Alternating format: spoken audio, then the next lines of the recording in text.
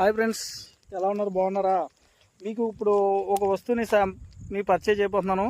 రాళ్ళలో రకాలు. ఐరన్ రాళ్ళు అంటే చూసుకుంటారు మీరు. ఐరన్ రాళ్ళు అండి ఇవి. ఐరన్ రాళ్ళు అంటే ఇవే. ఇక చూడ పెద్ద పెద్ద రాళ్ళు ఉన్నాయి. ఇవండి ఇవే రాళ్ళు. ఈ రాళ్ళు గురించి ఎప్పుడైనా చూసారా మీరు?